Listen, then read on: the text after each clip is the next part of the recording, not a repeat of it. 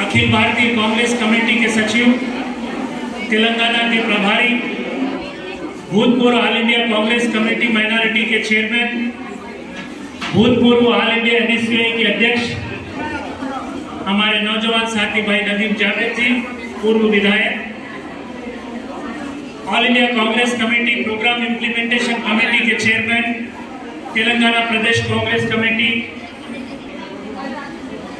पूर्व विधायक प्रेमलता अग्रवाल जी, प्रीतम जी, रामराज सिंह जी, ओबीसी के पीसीसी के चेयरमैन भाई नूती श्रीकांत जी, मेरे बड़े भाई senior vice president Telangana PCC भाई निरंजन जी, और सभा में उपस्थित नौजवान साथियों, माता और बहनों, विशेषकर जो विद्यार्थी और अध्यापिकाएं यहाँ पे उपस्थित हुई है, आप सबका प्रदेश कांग्रेस कमेटी तेलंगाना की ओर से मैं हार्दिक स्वागत करता हूँ। मैं कह रहा था कि हिंदी देश की बड़ी शक्ति है, भाव जगाने वाली।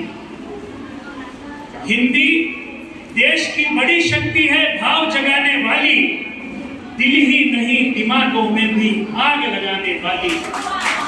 जब देश के स्वतंत्रता की लड़ाई चल रही थी, उस समय दो भाषाओं का बहुत बड़ा योगदान रहा, एक हिंदी का, एक उर्दू का। उर्दू के शायर और लेखक, हिंदी के कवि और लेखक आजादी की लड़ाई को तेज धार दिया करते थे और उन्होंने दिया, हम आजाद हुए।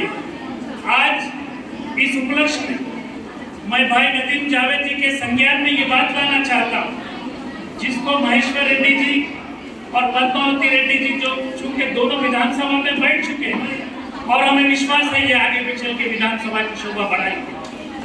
मैं कहना चाहता कि जब आंध्र प्रदेश से तेलंगाना, जो सरकारी एम्बुलेंस था स्टेट गवर्नमेंट का, आंध्र प्रदेश सरकार का, उस सरकारी 3 भाषाओं में, 4 भाषाओं में सरकार का नाम लिखा हुआ था। आंध्र प्रदेश सरकार उर्दू, तेलुगु, इंग्लिश और हिंदी।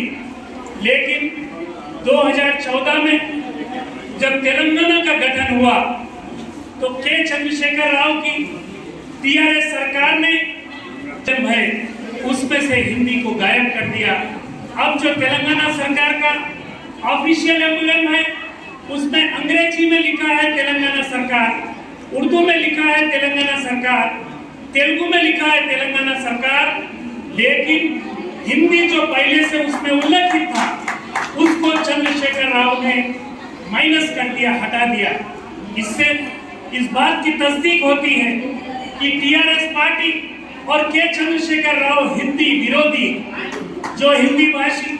नदीम जी, आपको ये जानकारी जान के हैरत होगी कि 119 विधानसभा क्षेत्रों में 2018 के विधानसभा चुनाव में भारतीय जनता पार्टी का सिर्फ एक विधायक निर्वाचित हुआ। वो निर्वाचित भी गोशा महल विधानसभा क्षेत्र जो हैदराबाद में है, वहां से निर्वाचित हुआ। उसका सबसे बड़ा कारण कि 119 विधानसभा क्षेत्रों में जो हिंदी भाषी बहुसंख्यक है, वो गोशा महल विधानसभा में ही रहते हैं। इसीलिए भारतीय जनता पार्टी ने हिंदी भाषी को अपनी पार्टी का टिकट दिया, बीफार्म दिया, अपना उम्मीदवार बनाया। उसका नतीजा ये हुआ कि गोशा महल के, आप चूंकि संगठन में काम कर चुके हैं, कर रहे हैं, आपका व्यापक अनुभव है। आने वाले चुनाव में 2 चीजें कांग्रेस पार्टी को जनता के सामने, विशेषकर हिंदी भाषियों के सामने आपको ये वादा करना पड़ेगा। एक, जो बहुसंख्यक रहते हैं वहां से हिंदी भाषी को कांग्रेस पार्टी को टिकट देना चाहिए, अगर कांग्रेस पार्टी वहां से अपना एमएलए उम्मीदवार जिताना चाहती है। दूसरा, हिंदी भाषियों के सामने कांग्रेस पार्टी को यह भी वादा करना पड़ेगा कि पहले गठन से पहले जो सरकारी एम्बुलेंस आंध्र प्रदेश सरकार का था, उसमें हिंदी में भी आंध्र प्रदेश सरकार लिखा हुआ था। लेकिन ये हिंदी भाषियों से नफरत का नतीजा है केसीआर का, कि तेलंगाना बनने के बाद केसीआर की सरकार ने जो तेलंगाना सरकार का एम्बुलेंस बनाया, उसमें से हिंदी को हटा दिया है। ये वादा भी कांग्रेस पार्टी को हिंदी भाषियों से करने की आवश्यकता है। जब भाषा की बात आती है तो महात्मा गांधी कहा करते थे, वो देश, वो राज्य, वो समाज, वो तबका पूरी तरीके से जब तक आजाद नहीं होता तब तक वो अपनी मातृभाषा की रक्षा और इज्जत नहीं कर सकता। इसीलिए मैं आपसे ये